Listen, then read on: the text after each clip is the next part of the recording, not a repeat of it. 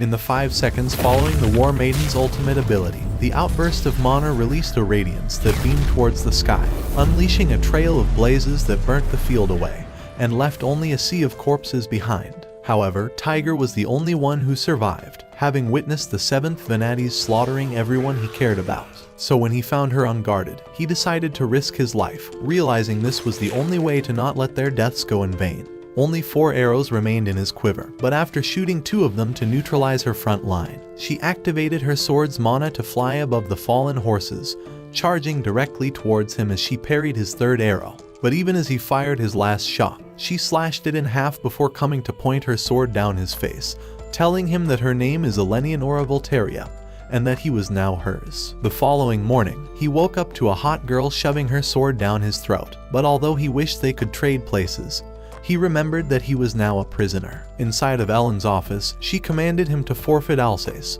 since he was the lord of that nation. But after hearing her brain-dead request, he asked Ellen if she was as dense as her assistant's tits. What did he say? However, she revealed that she had another special command to give onto him, before all the soldiers, as Tiger shot an arrow that flew outside of the shooting range. He realized that he was being set up as a mockery in front of the entire kingdom. Even so, when he had finally grasped how to control the defective bow, an assassin began running along the walls and aimed directly towards the princess. But as Tiger screamed for Ellen to take cover, she activated her bow's phantasm, allowing her to release a whirlwind that blocked the bolt and shattered it to pieces. So when the bandit began running away, Tiger asked Alicia if he could help, but when she told him that he was useless, he aimed and fired from a distance of 300 meters, hitting the assassin's foot. All of the soldiers wondered how he was able to control a bow they purposely ruined, so Ellen told him that his target practice was complete, and welcomed him to Zekted as her slave. The following day in her command room, she apologized about the broken bow he was given, revealing that she would be executing the 3 soldiers who ruined it to embarrass him. However, Tiger begged her to spare their lives because it was only a defective weapon, but saw the greatest weapons of mass distraction in his face. Seeing how he begged for the lives of his enemies, she thought he was the only brave person in the entire Brunish army, and confessed that she began falling for him after seeing his precision with the way he fired his arrows. Because on the night before the battle, she had scouted their hideout, and although her army was outnumbered 25,000 to 300 warriors, she wiped out all of his forces in half of a day. Even so, he was willing to face off against 7 soldiers alone, so she spared his life because she thought killing humanity's greatest archer was a waste, and went on to ask him to become one of her servants. However, he refused, telling her that he still had a home to protect, and people who were waiting for him to return. After leaving her office, he apologized to the bald ass for being forced to shave his hair, and look like a shiny shit stain. But the shit stain told him that shaving his hair was the greatest honor in his life. And after seeing his miraculous shot that saved the princess, he swore to shave his hair for the rest of his life to atone for ruining his bow. At the same time, one of the maids wished that Tiger's arrow would have penetrated deep inside of her body, and the other wished he would release his shots all over her face. Throughout the weeks, all of the hunters were shocked at his ability to triple shot a bullseye, and everyone begged him for archery lessons. But all the showering twinks hated him for stealing attention away from them. So he tried finding a place to shower alone, until he saw a baby dragon, but heard Ellen's voice telling him that it was Luni, her dragon pet. Huh?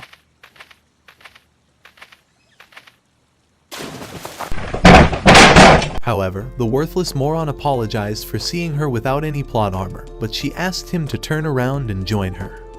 私はお前が欲しい。 Yes! Yes! Yes! Yes! そのジスタートではなんだ男女が一緒に水浴びをするものなのか No! No! No! After fumbling the easiest bag in all of anime, he wondered why she said she wanted him, but if only he had discovered the sponsor of today's video, CyberGhost VPN, maybe he would have had the balls to say yes to her. If you have been geo-blocked from watching your favorite movies and content, and it's starting to feel like you're stuck in the prison realm, CyberGhost VPN easily unlocks all geo-restrictions, and would protect all your internet activity through a completely secure VPN tunnel. With CyberGhost VPN, you could change your online location to any region you want, could play every video game that has been blocked in your region, and even access blocked libraries of over 40 streaming services. Your options are unlimited with CyberGhost VPN.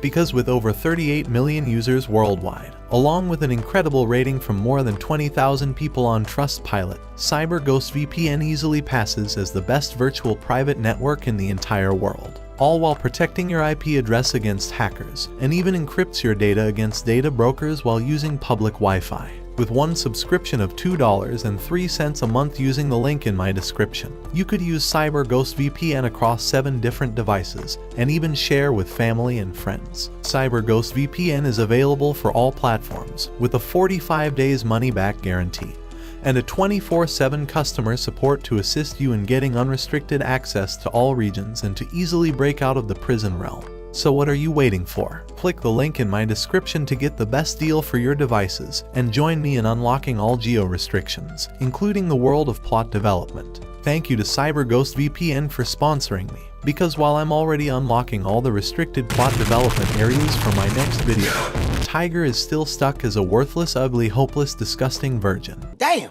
But when he heard a knock on his door, he saw Baldy Shitstain, telling him they captured a man from his kingdom. So when he saw Bertrand, he was glad to see that his assistant was still alive, but Bertrand told him that it was too early to celebrate, as Duke Thénardier's forces were advancing onto Alsace. Shocked by those words, he began marching towards the kingdom's gate until he saw Ellen, asking him where he thought he was going. At the same time, Thénardier commanded his son to lead the 3,000 soldiers onto Alsace, as he wanted to crush the weakness Tiger had created, and showed him the dragons he would be bringing along. Realizing that he was now powerful enough to destroy entire armies alone, Zion swore to burn away everything Tiger cared about. On the other side of the continent, as Tiger saw the revealing outfit Ellen was wearing, she told him that he shouldn't look away this time. However, he vowed to return as soon as he defeated the enemy's army and saved his people's lives. But she wondered how he would ever manage to do that. After all, he was only a single archer against an army of 3,000, so she told him that if he wanted to die this badly, then it might as well be here. He thought she was evil after all, but she grew disappointed that he had no idea why she was annoyed, so she told him to control his emotions before they ended his life. In that moment, he realized she could have killed him this entire time, and wondered if she was offering him a chance to save his country, so he began thinking with all of his brain, and realized exactly what would make her join his side. 兵を貸してくれ。 You didn't have to cut me off. I could never know we were nothing. As all of them wondered what this brain-dead moron just said, Ellen started laughing at his bravery. But Tiger wondered why she was laughing when he built up more courage than his useless army. However, she thought she finally found the man she's been looking for, so she offered to help defend his country. But only if he gave her all of Alsace, along with his loyalty. So as Tiger agreed, Ellen raised her sword, commanding her army to begin the raid. Throughout the night, they began rushing to reach Alsace, but Ellen couldn't take her eyes off Tiger, remembering how as they put on their armor, he had come to her command room. However, she wondered why he was going into battle without any protection, and Alicia thought his protection was as useless as his face. But as she began combing his hair, Ellen wanted to make him look good before he died as well. After giving him the sideways for attention haircut, Ellen wondered if he was imagining her clothes off. However, she told him that he should call her beautiful first, so he said that she was so beautiful that if she was a sword, he'd put her in his mouth. As she grew embarrassed remembering those words, she realized her army was outnumbered 3-1. But Tiger revealed that he knew the layout of his land. Because of that, they could exploit all the choke points in the terrain, but she wished he would exploit her choke point. By the morning, Zion's forces were already a few hours away from his kingdom, and as all of Alsace evacuated to the temple, Titter remained in the mansion, wondering if Tiger will ever keep his promise of returning on the day when he left. Just then, the Thénardier's forces invaded the city, and began pillaging all of the buildings. However, Zion was disgusted that they were sheltering in a temple, but when he saw Tiger's mansion, he realized he found his source of entertainment. So after he arrived inside, Titta prayed for Tiger to give her courage and ran towards the stairs.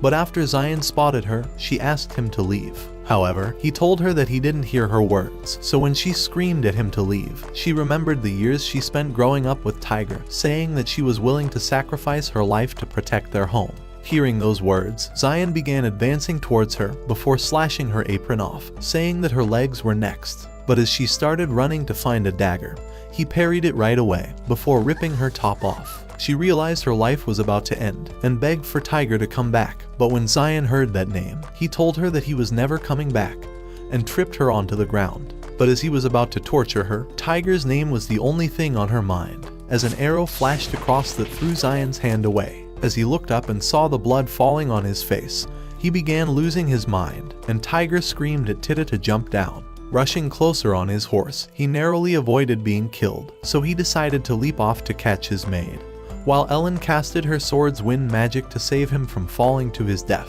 After levitating down together, Ellen told him to value his life more, but Tiger finally realized that her sword was able to control the wind. So she revealed that she had made a covenant with the spirit Arafar, but as the wind swirled around him, she realized that it had befriended him as well. However, he knew that he still needed to deal with Zion, but as her men advanced towards the mansion, he wondered why Tita's clothes were all destroyed. So she revealed that she wanted to save his bow, telling him that she had been waiting all this time for his return, and was glad that he finally did. Seeing them hugging, Ellen grew jealous, wondering if his type was the flat bitches that constantly cried. But in that moment, Tiger noticed an arrow and caught it at the last instant, before releasing a shot that struck the target's eye, ending his pathetic life. Although they were safe, the pressure from catching the steel had ripped his hand, so Tita used her skirt to bandage his wound. Even so, he told Ellen that he was still able to fight, so she commanded her forces to charge forward. But as he was about to follow them, he realized that his bow was broken after his last shot. However, Tita told him it was the time to use his sacred bow, and he remembered his father telling him it was bestowed upon them by the god of war. So he took it, and the aura that emanated from just the string being pulled began to influence the flow of nature around them. A few hours later, 300 of the enemy soldiers had been killed off, but the ones who escaped were reorganizing, as Ellen met with the war commanders. As she wondered where they could be camping, Tiger showed them a spot on the map and called it the Malsheim Plains. So at sunset, they arrived on the battlefield, and with the Nardiers formation proving infallible, the Zektid army decided to position 400 cavalrymen to face the army head-on, with Ellen and Tiger standing at their vanguard. As Ellen decided to draw her sword, she commanded her men to attack, as they all charged forward. With the Nardiers' army already in formation, they launched a rain of arrows, but Ellen unleashed her sword's mana to repel them. Immediately, Tiger launched arrows that killed 3 soldiers, but as Ellen thought his powers were from another world, she began hacking through the front lines, killing the soldiers as she rode across. So as Tiger continued firing, he destroyed their Nardiers' flag while annihilating more men. And with Ellen urging her men forward, their Nardiers' forces charged back.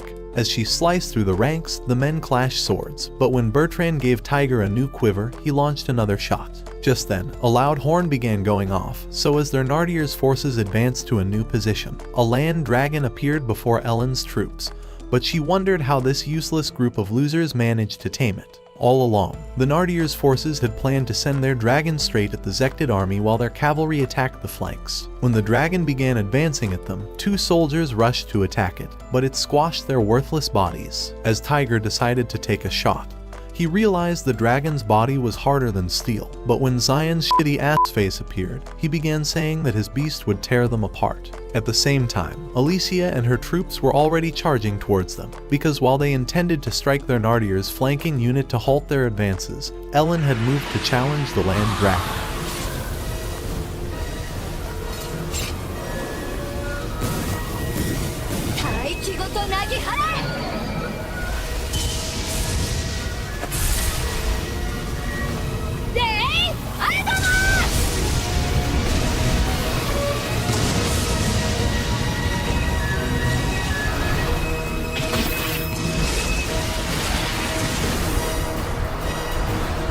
When Tiger wondered what the technique was, Ellen told him that it was her most powerful skill which she never used against a human. But as the ugly stain told Alicia that new soldiers from the Nardiers' main unit were approaching, Alicia commanded her army to withdraw, but the Nardiers' men continued pursuing them, thinking they had the advantage. At that moment, Alicia whistled to signal another plan, so as ropes were raised across the hills, the Nardiers' men began falling off their horses. Before they knew it, Alicia's troops began charging back. But as Alicia realized they only managed to achieve this success because the townspeople were willing to support Tiger, she thought they must have really loved him. At the same time, Ellen's troops had begun attacking again, But as Ellen wondered if the time was perfect, Tiger told her that it was the moment for the ambush. At that moment, they released all of their horses, so as a man told Zion that the enemy regiment were approaching from the rear. He said they were over 2,000 men, but with Zion's entire army having fewer than 600 men, he realized they couldn't possibly win the war, and realized that saving his life was the only thing he cared about. So when one of them tried suggesting they hold their ground, Zion punched his face, but the weak bastard began screaming from the pain. Even though the commanders knew this loser was a brain-dead clown, Zion continued commanding his forces to retreat, never realizing that Zektid's forces were using 2,000 unmanned horses to appear as though they were a larger army. So as the knights retreated, Ellen's troops continued thinning them down. Eventually, they broke through the 2nd Cavalry column, and with the main force getting pushed back, they made their way towards Zion. As Tiger screamed at him to surrender, he told him that he came to punish him for destroying his town and attacking his people. However, Zion began saying that his people were as useless as his disgusting face and challenged Tiger to a duel. But as Tiger advanced forward, Zion told him to borrow a spear. With Tiger unfazed by this loser, he told him that his bow was all that he needed, but as he fired a shot, Zion said he was more useless than his aim. Even so, Tiger fired another shot, before hitting a third in the same spot. But as Zion began charging forward, Tiger took a final shot, launching the arrow with perfect precision to pierce Zion's arm, but got nicked across the face. As the loser began screaming, wondering how he got pierced, Ellen realized that Tiger purposely hit the same spot to pierce through the shield. When Tiger aimed again, Zion's army charged in to protect him, so as Ellen's troops charged back. Both armies began clashing swords, but Ellen told Tiger that the duel could have gone both ways. At that moment, the dragon took off into the sky, and as they realized that Zion was escaping, Tiger's bow began telling him to shoot the dragon. As he sensed the power inside of it, the memories of Tidda's suffering flashed through his mind, so as he decided to take aim, Ellen noticed the mana beaming around his arrow and realized that her sword was lending it its wind magic.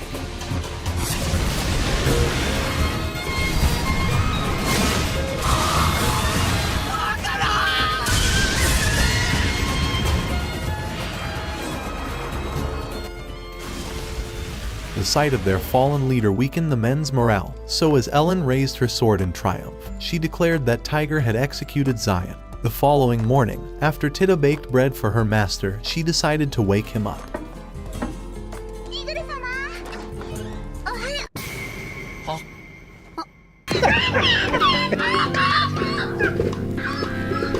While they ate breakfast, Ellen revealed that she was going to return to her capital, and wondered how he was going to stop the war. But he had no idea. In Duke Thenardier's empire, Thenardier was angry at Gainlon's withdrawal from the battle after his defeat. But when his general wondered how they could eliminate Tiger and Ellen in the meantime, Thenardier told him to hire the Serash, a notorious group of assassins, and said he would pit another war maiden against Ellen. A few days later, Ellen revealed that she gained King Victor's permission to continue the war, but said he would claim Alsace if it became part of her territory. When Alicia offered to scout the mansion, Ellen began explaining to Tiger that their greatest threat was Lurie, who was one of the war maidens Thenardier might use. But after saying those words, Lurie burst into the room. Wanting to introduce herself, she told Tiger that she was the bearer of the cleansing spear. But as Ellen warned Tiger to stay away from her disgusting face, Lurie told Tiger that she came to speak with him. Before long, they began heading into the forest, but as Ellen and Alicia tagged along, Ellen said she couldn't leave the bitch alone with her man. When Tiger wondered what Lurie wanted to talk about, she decided to tell him that she was one of Thenardier's allies, but said Tiger stood no chance against him. Just then, Tiger spotted the trap before them, and as they managed to halt their horses, they began wondering if the enemies were assassins. As Ellen drew her sword, she realized they were targeting Tiger, as he barely dodged an arrow. So as the assassin leaped toward another tree, he blew a poison dart that Ellen parried, but Tiger launched a shot that nailed him into a tree. Noticing his tattoo, Lurie realized he was a Serash, but as another assassin tried attacking them, Alicia blocked his strike, before spilling his blood off. Before she knew it, a snake bit into her plot, but as Ellen sliced it in half, Tiger saved her from falling. In that instant, he began sucking the juice out of her massive cannons before she would die. But as the remaining assassins appeared, Lurie activated Lavia's to awaken her spear, summoning ice stakes to kill them at the same time. With a light stamp, Lurie made the ice disintegrate, but called Ellen a worthless failure for losing her focus, and after she rode off, they began riding to the nearest town. A few days later, after Alicia recovered, Ellen told her that Tiger saved her life by milking her plot, so she planned to give him a great reward. As the worthless moron walked to clean himself, he found Lurie in the hot spring, and she readied her spear to end his worthless life. 犬や猫に体を見られてそう身を隠してくれ You didn't have to cut me off.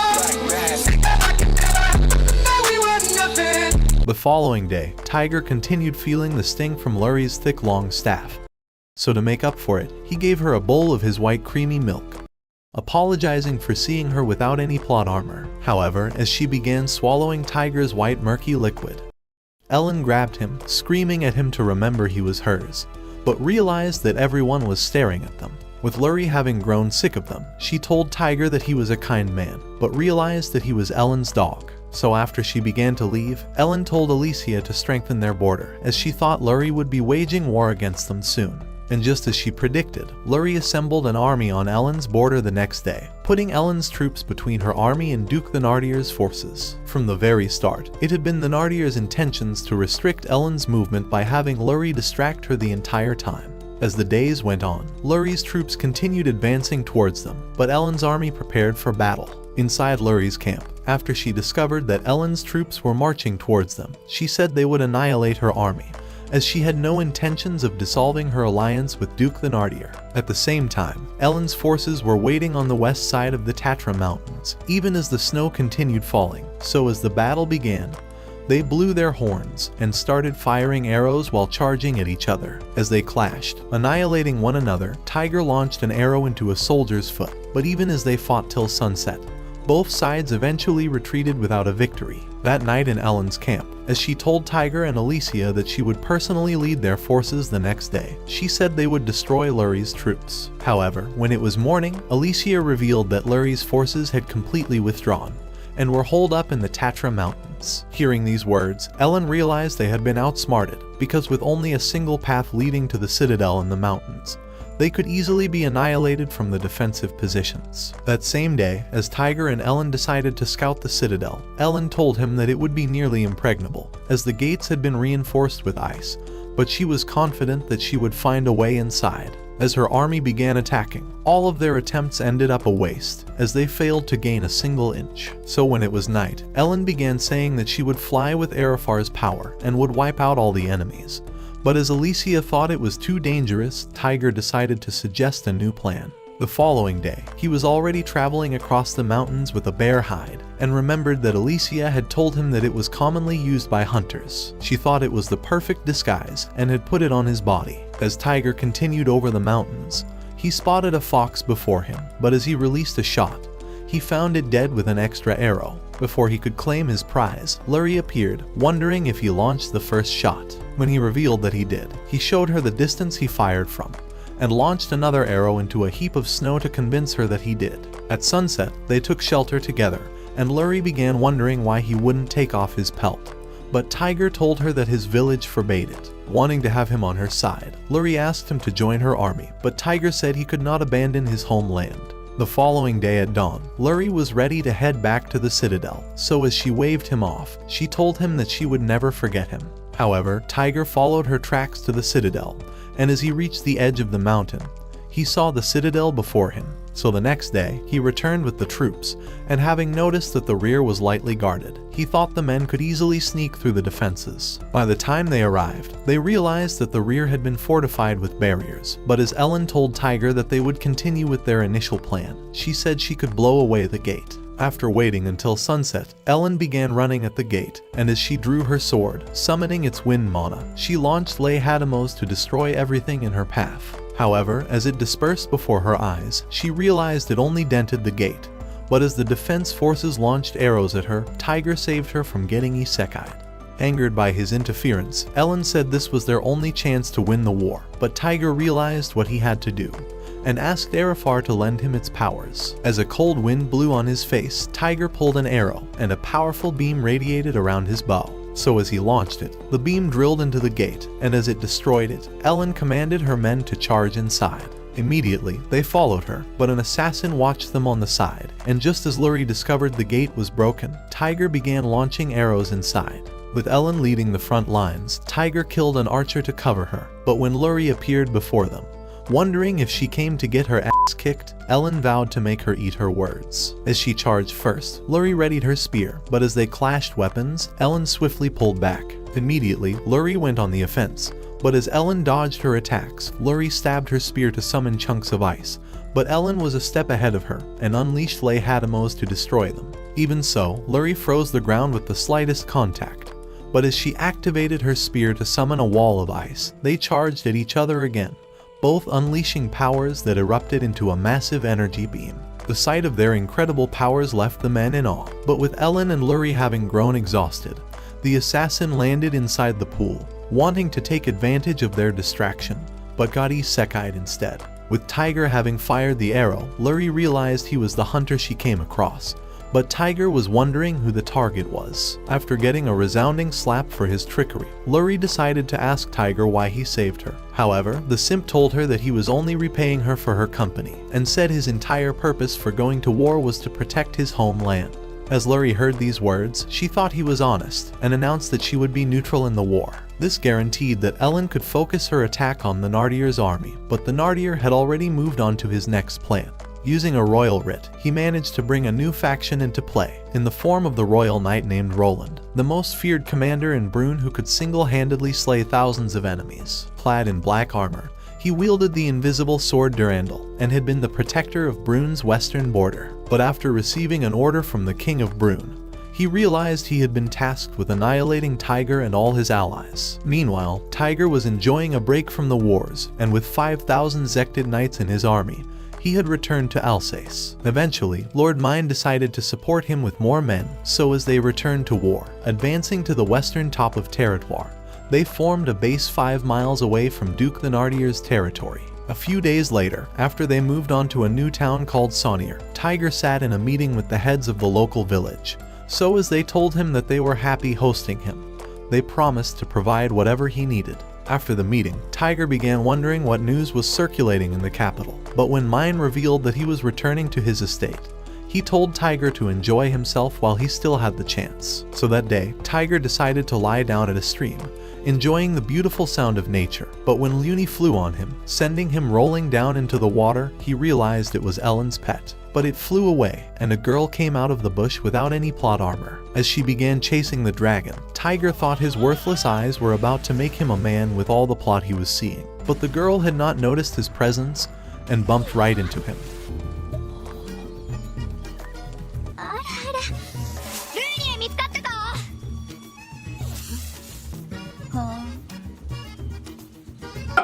God damn it!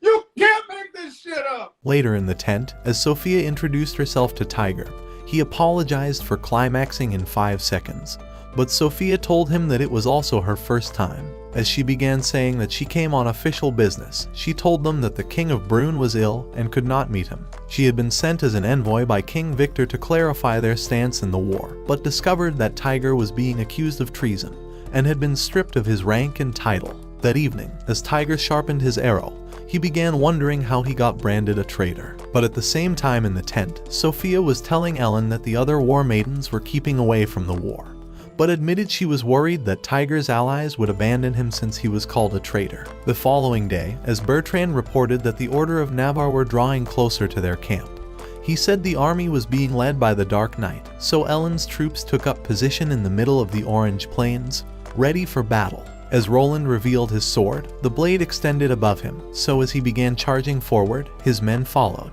With a rage, Roland sliced through Ellen's army, whipping his blade with all his might. So when Ellen realized he was a threat, she charged at him, but the clash of their swords nearly made her lose her balance. Just then, a group of soldiers began rushing at Roland, but as he slayed them with a single strike, he began attacking Ellen, and his overwhelming strength made her fall off her horse. As Ellen realized she couldn't beat him, she narrowly dodged his attacks, but when Tiger appeared with his bow, Roland charged at him.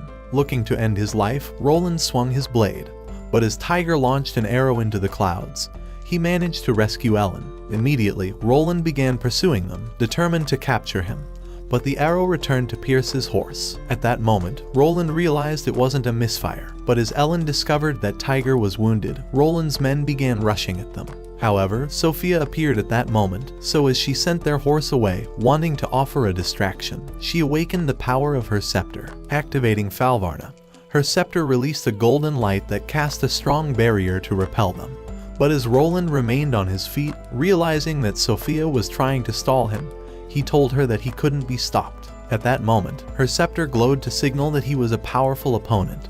But as she tried to strengthen her barrier, Roland destroyed it with a single strike. Immediately, he rushed at her, but as she blocked all of his attacks, she activated Murishim and vanished before his eyes. Luckily, Ellen and Tiger had gone far off, but as Roland's soldier reported that Tiger's backup team had ambushed their rear. With Mashes leading the front lines, Roland directed his men to get into formation. However, he remembered that he had tried seeing the king after receiving the order to eliminate Tiger's army. But Duke Gainlon told him that he was too sick, and Duke the Nardier had promised to take charge of his battles with other insurgents. Roland thought they were a pair of ugly lying asses, but concluded on eliminating Tiger so that he could return to the king's palace. Later that night, when Ellen arrived at Tiger's tent, she told Titta to get her ass outside, saying she wanted to talk to her man. So with the ugly bitch having no plot to fight back, she decided to leave, and as Ellen was happy to be alone with Tiger, she told him to feel the pulsing of her plot, and promised to lead their army in his absence. That same night, while she was staring at the camp, Sophia appeared next to her, and as she realized that Ellen had concluded on using her dragon art technique against Roland, she offered to support her in the war. At the same time in Roland's tent, his assistant named Richard told him that Tiger was only trying to defend his homeland. But as he wondered if they should carry on with their attack, Roland said they would proceed as planned. At dawn the next day, Ellen and her troops began advancing across the river, but as Tiger woke up, he noticed Titta sleeping on the side. As he spotted his bow, he remembered how he got wounded, so as he began wondering how he could protect his homeland, he sensed a mystical power inside it. Before long, he began following its direction while Titta accompanied him, and when he grew weak from his injury, she stayed by his side. As they continued, the bow began glowing. But as they noticed the entrance before them, they realized they had arrived at an ancient temple. Meanwhile, on the battlefield, Ellen and her troops were ready for war, having left their wounded men, and successfully crossed the river before sunrise. They had taken up positions facing south, but the Order of Navarre had assumed a crescent formation. According to their strategy, their first squad would chip away at Ellen's advance guard, while the second squad would attack from the flank. The third squad would swing wide, launching multiple attacks every time Ellen's troops tried pursuing the two squads, until eventually annihilating their entire army. Just then, Richard commanded the first squad to attack. But back at the temple, Tiger and Titta noticed the weird drawings on the walls, so as they arrived at a carved maiden, Titta revealed that it was the image of Turnafar, the goddess who presided over darkness and death. With Tiger still wanting power, he decided to ask the goddess if she summoned him, but as Turnafar began speaking through Titta's body, she told him that he came on his own because he wanted her power. At the same time, Roland's men were destroying Ellen's army, so as Turnafar told him that his allies were being killed, she wondered if he would continue staring like a loser. Noticing his reluctance, she tried leaving, but as she offered to give him her power anyway, she told him to prove his resolve. Levitating before his eyes, she told him that she would grant him her power if his bow acknowledged him. But when Tiger wondered if she would leave Titta's body, Turnafar told him that this bitch was hers. Determined to free Titta, Tiger decided to aim his arrow at her, as an energy beam radiated around his bow. So as he steadied his aim and fired the shot, it stopped on the tip of Titta's skin, and the beam consumed the goddess out of her body. With Titta restored, she began trembling from the shock, but Tiger covered her up with his cloak. Before long, he began charging towards the battle, but remembered that Turnafar had told him that she was looking forward to seeing him unleash his new power. On the battlefield, Roland's army were sinking, but as Alicia directed her men to attack them, they killed the men with arrows. Before the battle began, they had used sandbags to change the path of the river, making it flow onto the plain. So with Ellen having anticipated that it would turn the battlefield into a muddy swamp, she had said they could easily draw the enemies in. So as she managed to parry Roland's attacks, she began running off, but with Roland already realizing she intended to draw him away from his main force, he decided to pursue her anyway. At the same time, Tiger was drawing closer to the battle, but as Ellen barely dodged Roland's attacks, she unleashed her wind magic to rise by 100 feet. Before Roland could counter her, Sophia rushed towards him, casting a spell that overwhelmed him with a flurry of yellow lights, distracting him long enough for Ellen to unleash Leihadamos. As they heard his screams in the cold wind of Arafar, Sophia wondered if he was dying, but Roland cut the wind with a slash of his blade. However, he had grown exhausted, but as he advanced forward anyway, Tiger fired a shot from a mile away. As he stepped down from his horse, Roland decided to ask him if he truly invited the Zektid army into their territory, so as Tiger affirmed that he did. He said he hired them to protect Alsace. However, Roland thought his excuse was irrelevant, and said he couldn't allow insurgents to run free in their country. As he held his blade with both hands, saying he was ready to fight them with all his strength, Ellen thought they were screwed. At that moment, Tiger grew sick from his injury, but when Roland rushed at them, he managed to aim at him with an arrow. His determination to protect Alsace gave him strength, so as he released the arrow with an energy beam, Roland tried slashing it, but began wondering who was truly on the right side. Concluding that he was protecting the people, he managed to divide the arrow, causing the ground to erupt before them. As the smoke cleared, Roland managed to stand again, but when Ellen wondered how it was possible, he fell on his knees, conceding defeat. He had lost all strength to raise his blade, and as he realized he was on the wrong side, with doubt having plagued him all along, he told them that he surrendered, but Tiger passed out. That same day, the Order of Navarre withdrew from the war, with Roland having already lost half of his men. So as Richard signed the peace treaty, he agreed on burying their men on the western half of the hill, while Gerald, who represented Ellen's troops, agreed on burying their own men on the eastern half. At the same time, Tiger and his allies were in a meeting with Roland, but when he told them that he would be leaving for the capital, he said he wanted to see the king. However, Tiger tried warning him that it was dangerous, but Roland said he must make amends for attacking them. The following day, Ellen told Tiger that she was returning to Zektid, and as she explained that her best friend, who was also a war maiden, was under attack by another war maiden, she said she needed to defend her. They had promised each other many years ago that they would support one another if they were ever in danger, and Ellen thought she owed her the promise. With Sasha having lost the ability to walk on her own, Ellen said she needed her help now more than ever, so Tiger told her that he would lead the troops until her return. A few days later, when Roland arrived at the palace, demanding to see the king, he was led into a private room, but as he tried kicking the door, he realized he had been locked inside. Just then, he began hearing Gainlon's voice over the PA system, and as he accused him of being a failure, he released thousands of venomous bees into the room, saying that death was his punishment. Meanwhile, Ellen and Alicia were already heading to Zektid with more than half of the army, so as Sophia bid Tiger goodbye, she decided to follow their track. Later that day, Mashes told Tiger that Roland had been executed, but at the same time in the castle, the Nardier was angry at Gainlon for killing him.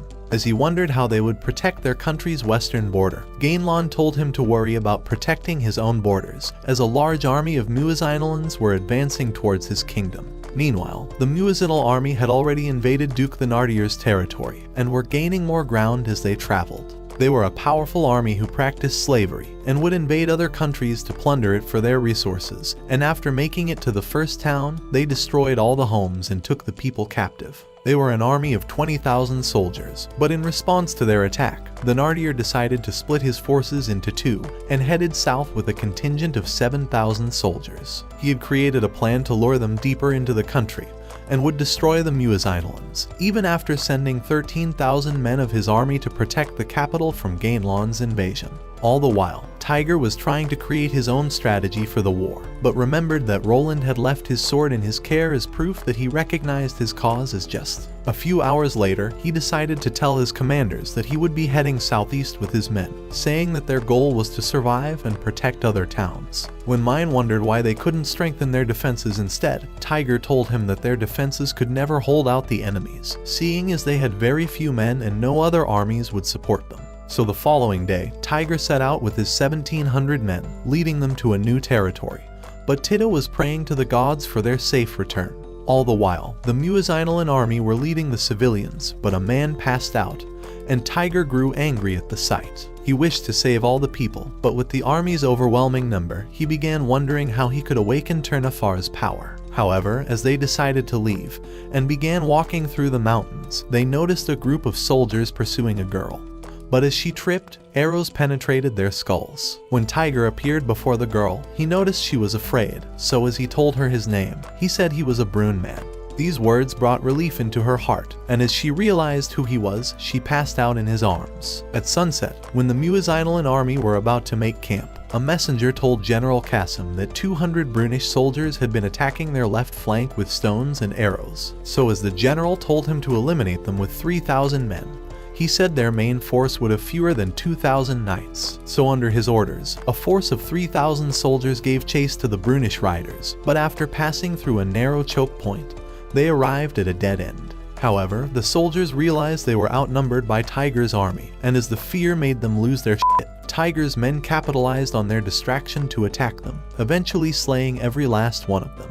But when the battle was over, Tiger was glad every soldier was a retarded moron in this anime, as his men began collecting their resources. As the days passed, Tiger's troops continued chipping away at the Muizinolan army, whittling their numbers down to 18,000. But in a desperate attempt to keep them off, Kasim decided to execute 10 of the hostages, and went on to organize a unit of 3,000 soldiers, positioning them ahead of its main force. He was certain that Tiger's army could never attack them head-on, given how outnumbered they were, but Tiger would eventually appear with 600 men. However, Tiger began saying that he came to execute them for abducting innocent civilians, but Kasim directed his men to shoot him once he was in range. At that moment, a large army appeared on the mountains, but as Tiger commanded them to attack, Kasim began saying their army was useless. From the distance, Tiger launched an arrow that flew for miles, before nailing him in the head, while another killed his assistant. As the sight of their dead general made the soldiers lose heart, they began running away, but Tiger commanded his men to eliminate them. A few hours later, when Tiger found all the captives, he decided to free them, and a girl thanked him for avenging her father. That night in their camp, Gerald told Tiger that they still had about 1,500 men, but said that over 400 were gravely injured. Just then, Rurik appeared before him, and after revealing that another Muizinolan general was leading an advance party of 30,000 men, Tiger realized they were screwed. Wanting to protect the civilians, Tiger began escorting them. But when a messenger revealed that a unit of Muizinolan soldiers were getting closer, revealing they were 4,000 men, Tiger began rushing with a few men of his own. However, the army were only a few meters away, and even as they launched arrows at them, Tiger realized they weren't slowing down. Just then, he spotted a new army, but as he noticed their banners, he realized they were Luri Ludmilla's troops. Meanwhile, Ellen and Alicia had arrived in Sasha's castle, but when Ellen wondered who was waging a war on her army, Sasha told her that it was the Flash Princess of the Thunder Swirl, Elizaveta Fomina. When Ellen wondered why she was doing so, Sasha explained that Alyssa was accusing her soldiers of deliberately leading a group of pirates toward her army, and due to this, had broken off contact with her, only to return with an assault on her army. As Ellen heard these words, she thought that Eliza was an ugly flat-ass bitch, so as she offered to take over the fight, she vowed to kick Eliza's disgusting ass back to her territory. Meanwhile, in the Muizinolan camp, the Supreme Commander named Coconuts in Barbados was wondering why Luri's army had decided to ally themselves with Tiger's troops. But as he thought he had a chance with a war maiden, he directed his envoy to offer his support to Luri, saying he would join her forces if she was beautiful. At the same time, Luri was telling Tiger that he looked far more pathetic than she remembered, and said his useless face would only get him used. When Tiger wondered why she was helping him, Luri told him that she wanted a reward in return.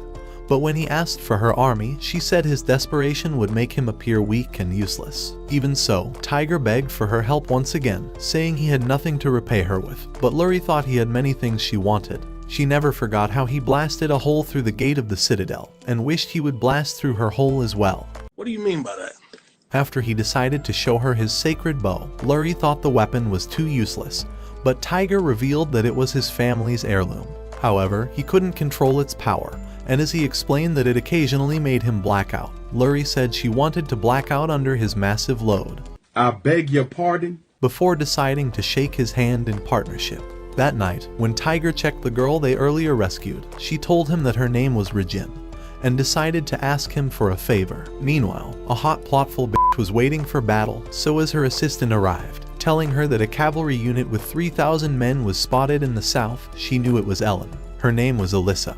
But with Ellen leading a united forces of her own army and Sasha's, they were ready for war. With both armies staring from opposing sides of the plain, Alyssa began charging with her men, so as Ellen drew her sword, she commanded her forces to attack. Before long, she began pursuing Alyssa and activating her sword's phantasm. She launched Leihadamos towards her, but with Alyssa having leaped away, she unleashed the power in her whip to strike the ground. As Ellen leaped back 200 yards, Alyssa was confident of winning and told Ellen that she couldn't beat her, but on the other side, Alicia was cheering her men to keep fighting. As Ellen unleashed a light tornado, she used her wind's mana to accelerate towards Alyssa, dodging her lightning blast. But as their energy beams collided, Alyssa's overpowered Ellen's, sending her stumbling across the ground. However, she wouldn't surrender, so as she summoned a stronger wind, she unleashed Leihadamos, but Alyssa met it with a lightning blast that devoured the wind, before erupting into an explosion.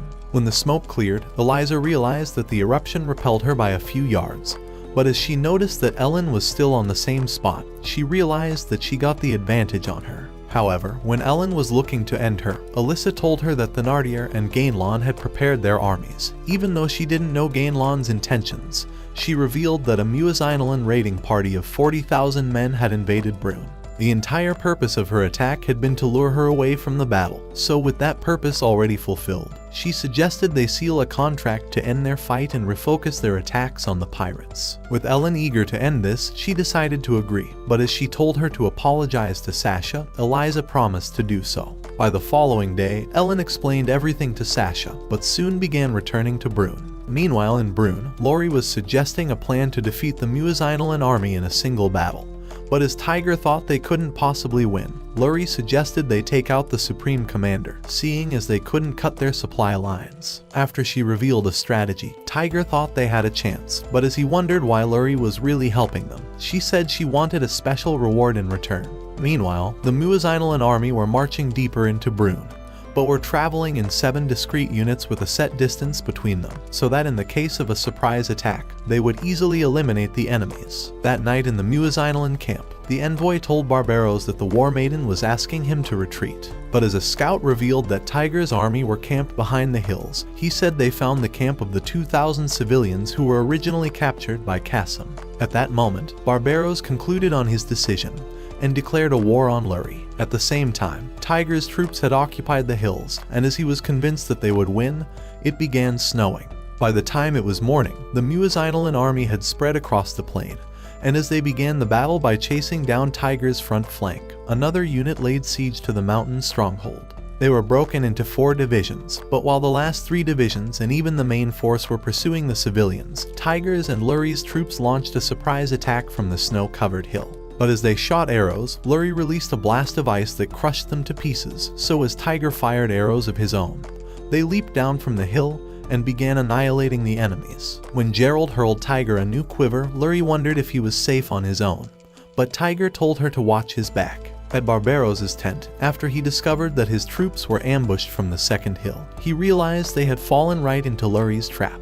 But at the same time, another unit who were pretending to be civilians noticed that Tiger's main unit had begun their assault, so Rorik commanded the men to join them. The 2,000 disguised soldiers had engaged the Muezzinolan's 5th Division, supported by Tiger's unit, but all the while, the actual civilians were hiding in the hilltop fortress. Because the previous night, Tiger had asked them to play along with his plans, and as one of them stood up in support, the others had eventually agreed. As Tiger and Luri continued the onslaught, they began closing in on Barbaros' main unit, but the 6th Division had changed direction to go after them. With Tiger growing desperate, he commanded his flying column to intercept them, but the men had already grown exhausted, and Tiger knew they were at their breaking point. As the Muezzinolan army caught up with them, they began slaughtering the unit, while the 6th Division continued closing in on the combined forces. As Luri and Tiger continued killing the enemies, Barbaros' main unit moved further away from the battle, having deployed his 6th and 7th units to the sides of Tiger's forces in an attempt to surround them. Barbaros kept a measured distance from Tiger's bow. Meanwhile, Tiger's hand was starting to cramp, but as Gerald gave him a new quiver, he told Luri to escape while she could. However, she told him that she was no quitter, and as she continued slaying the army, she said she would fight until the end.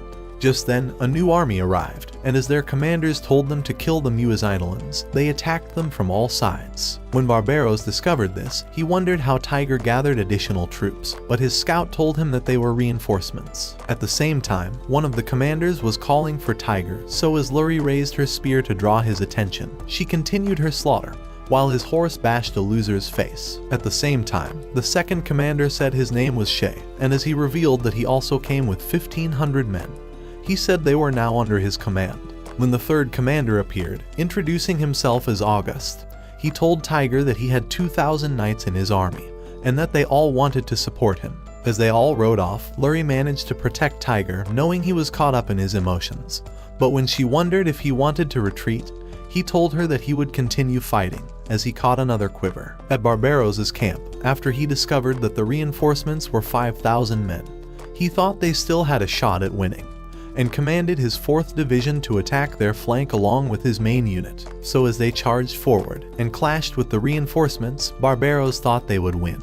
But a new scout told him that 3,000 new soldiers were coming from the northwest, with Mashes leading this army. As he realized his death was near, he directed his men to retreat, but 6,000 of his soldiers had already been slain. That night, when he realized that he had lost 30% of his men, he knew that he needed to wait for reinforcements to arrive. However, at dawn the next day, when a soldier told him that their fleet in the southern border had been sunk by Duke Thenardier's forces, Barbaros commanded his men to withdraw, accepting Tiger had defeated him. That night, a loser began praising Tiger for their victory, but the poor dude was too exhausted to listen to his nonsense. However, that same night, when Lurie told him that the Muizidolan army were withdrawing to their country, Tiger passed out on her, and she realized he was extremely exhausted from all the battles. The following day, as cold air from Lurie's dragon gear woke her up, she realized that Ellen was close. 今戻ったぞティグル、すごいぞ、よくやった。あら、お早いお帰りね、エレオノーラ。エレン。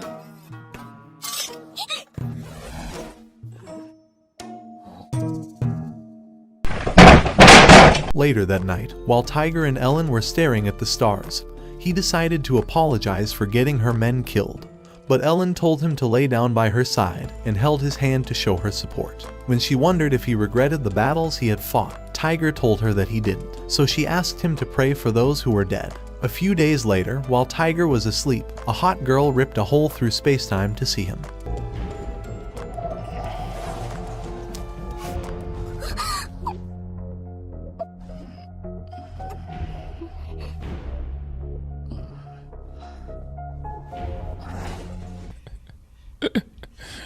Sensational. The girl was a war maiden named Valentina, and as she hoped to see Tiger again, she cut another hole through spacetime to exit. For 4 days, Tiger and his troops hid in Fort Perchep, a town outside the Nardier's borders, which was made possible through his new alliance with Emil. All through their travels, Ellen and Lurie had followed him wherever he went. But with Ellen having grown sick of seeing Lurie's disgusting flat ass, she began wondering why she hadn't returned to Zekted already. So she decided to thank her for supporting Tiger during her absence, but said that they didn't need surfboards here, and asked her to return to her territory. However, Lurie told her that their king had asked her to keep an eye on her, and said that Tiger still owed her a favor. Meanwhile, Tiger could still feel the softness of Valentina's plot. But as Mashes thought he was merely stressed out from all his duties, Tiger began wondering why they were meeting so early anyway. Mashes told him that the soldiers were spreading rumors in the camp, and said they were accusing a girl of looking exactly like the prince. But Tiger wondered who the girl was. Just then, Regin entered the room, but with Tiger having known she wanted to reveal a secret, he told her to tell everyone. As Regin began saying that she was actually known as Rignaz, she said her full name was Rignaz Estelle de Charles. But when they realized it was the name of the prince, Alicia asked her to prove that she was truly him. Without hesitating, Regin began telling Tiger that they first met 6 years ago at Vincennes, and as she went on to reveal that they met after slipping out of a hunting festival, she said she had watched him kill a bird, and had eaten out his meat afterwards. As Tiger heard these words, he realized she was the prince, but the shock of this discovery caused Mashes to pass out. A few minutes later, after he had recovered, Regin began explaining that she was attacked by an assassin during a night raid, and was passed off as dead. When Ellen wondered why she pretended to be a boy, Regin revealed that it was her only chance of succeeding the throne, as girls were considered useless in the kingdom. Realizing she wasn't safe, Lurie suggested they hide her in this city, so as Ellen went on to say that no one would believe that the prince was actually a girl, Tiger wished that he could see the king. Just then, he decided to ask if Regin could prove that the king was truly her father. So Regin revealed there was a secret door in Lutetia that could only be opened by the royal family, and would lead directly into Brune's capital. That was everything Tiger wanted to hear, so he decided they would head to Lutetia. Meanwhile, the Nardier's sorcerer had managed to tame half a dozen dragons, and as he said they would easily destroy a war maiden. The Nardier knew he was ready for battle. At the same time, Gainlon realized that his army would be easily wiped out from the capital, but as he was happy that he had successfully made the king sick, he wondered who would win the battle between Tiger and the Nardier. The next day, the Nardier's dragons destroyed all of Gainlon's army, but when Steed told him that Tiger's troops were heading towards Artesium, he revealed that the princess was with them. Figuring they were going to the cave shrine, the Nardier vowed to annihilate them all. But at the same time in Zected, King Victor decided to send Sophia as an emissary to Brune, saying he wanted her to end Ellen's war. However, the following day, Mashes revealed that Gainlon had burned down his capital. But after Alicia told them that the Nardier's army were marching northward towards them, Tiger said they would continue towards Artesium anyway. So as his troops headed out, the Nardier's army waited on the Villacresnes plains, but Tiger's army of 20,000 men were ready to face off against the Nardier's 24,000 soldiers. During the battle, while the central columns of both armies were clashing, Ellen and Lurie pushed forward on the right flank, as they broke through the Nardier's left flank to close in on the dragons. So as the girls ran at the monsters, Ellen activated her sword's phantasm, so that when Lurie unleashed her ice powers, she supported it with her wind magic, allowing the ice to pierce the dragons and destroy them. However, two large dragons continued advancing forward, but when the Nardier realized that the maidens were too powerful, he commanded his men to attack them once they killed the dragons. At the same time, Ellen launched a wind blast, but as a barrier repelled it, she managed to activate Vernon to escape their attack, before striking the dragon. However, she realized its body was solid, but as she leaped across the field, Lurie unleashed her wind magic once more, but watched it disintegrate before her eyes. Immediately, a dragon spewed fire on them, so as Ellen managed to save Lurie, taking the flames with her body, the dragon spewed more fires, but Lurie shielded it with a wall of ice. At the same time, Tiger and his troops were still fighting, but by the time it was noon, both armies retreated for a break. While plotting a new strategy, Ellen revealed that the Nardier's sorcerer must have cancelled out their dragon arts. But as she thought there was a way around it, Lurie figured she had come up with a plan. Convinced they would win, Ellen told Tiger to focus on fighting the Nardier's army, and Lurie told him to have faith in them. After their break was over, the armies prepared for battle again. But after a scout told the Nardier that Tiger's central column were carrying sticks, Steed thought they were challenging them to a melee battle in a desperate attempt to stop them from using their dragons. However, the Nardier told them to continue as planned, so as the dragons led the front lines, the troops flanked them on both sides. Immediately, Tiger commanded his men to withdraw, so as they headed off, Ellen and Lurie decided to face off with the dragons. As Tiger's men donned their armor, Gerald and Bertrand began heading to the battlefield with several bunches of quivers. With Tiger's central column entirely armed, the soldiers divided into two units to attack the left and right flanks, while Lurie and Ellen confronted the dragons. As Tiger's men began hurling rocks, the enemy commander wondered if they had lost their mind, but an arrow pierced his skull, so when Tiger launched another arrow to kill the second commander, the soldiers began running away. At the same time, Ellen was flying with the aid of a whirlwind, so as she stabbed one of the dragons, she lured it into spilling flames on the other. Utilizing this advantage, Lurie permeated the flames to pierce its body, so as Ellen cast wind magic to lift her beyond the dragon, Lurie returned to stab it in the head. Just then, the other dragon knocked Ellen across the field, but as Lurie managed to stop it with her spear, she repelled it with all of her strength. At that moment, Ellen activated her sword's phantasm once again, so as the girls began rushing at the same time. They evaded its attack, and Lurie released a rain of ice crystals on it. Just then, Ellen appeared on its blind side, and as she launched down with her sword, she stabbed into its body. Without letting go, she activated Lay Hadamos, and as the wind filled up the dragon's insides, blood exploded out of its body. So as the sun began setting, the girls sat in exhaustion, but Ellen thought the battle was now won. A few days later, after they camped in a new village, Ellen and the girls began walking around the place, but when they arrived inside Tiger's tent, they realized he was deeply asleep. As Ellen wondered how they could wake him up, she revealed that Tiger had once told her that he would awaken if he ever sensed that an animal was about to attack him.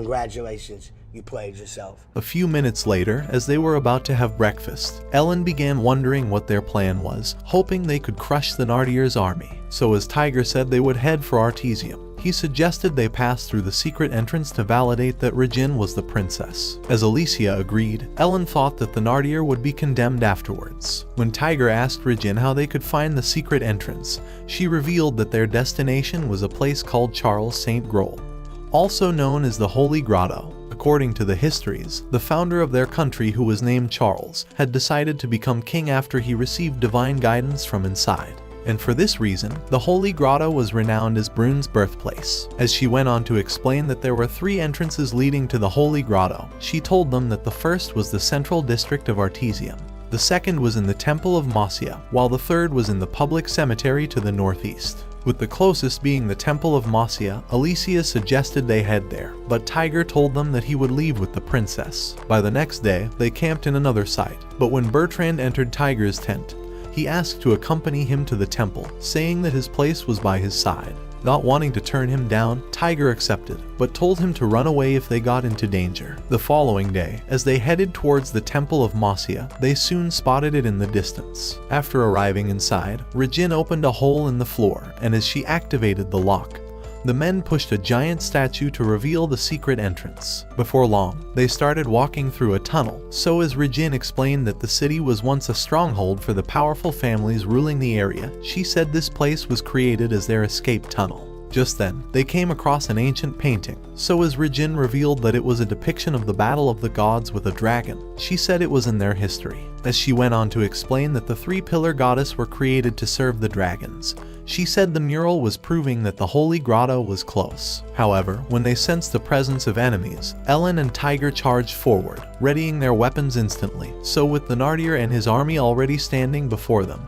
he revealed that he came to kill the princess. Immediately, Bertrand ran away with Regine, but Steed sliced Tiger's arrow, so as Ellen cut through the enemies, the men began to fight. Just then, the Thenardier commanded Steed to kill the princess, but when Rurik told Ellen that he would hold back the enemies, she rushed forward, leaping 200 yards to slice through the army before running onto the Thenardier. As they clashed blades, Ellen went on the offense, but the Thenardier landed a heavy strike that repelled her. At the same time, the stain was cutting down the soldiers, but as one tried to end his life, an arrow pierced his face. Just then, they noticed Steed approaching, but as Shiny Baldy began attacking him, he parried Tiger's arrow without breaking focus. However, he thought Tiger was impressive at his ability to hit his target even in the dimly lit cave, so he asked the soldiers to stand down, revealing that he only intended to kill the princess and himself. On the far side, the Thenardier revealed that he chose to fight them inside this cave because he wanted to annihilate them all.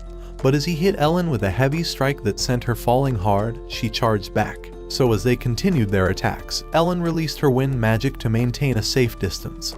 But when the ground began trembling, they realized the cave was about to seal. At that moment, earth began falling, but out of mere instinct, Ellen started charging back, as the Thenardier commanded his men to retreat. However, Steed continued advancing, but as Tiger told Rurik to escape with Regine, they rushed off together. Just then, Ellen arrived, but as she caught his signal to escape, Steed charged at Tiger, parrying off his arrow, and nearly cutting him down as he stumbled to the ground. Noticing Tiger was in danger, Ellen tried running back, but as the earth blocked her path, Bertrand began running towards him. Tiger's whole life was already flashing before his eyes, but as Steed brought down his sword, Bertrand took the blow in his stead, but earth rained down on them all.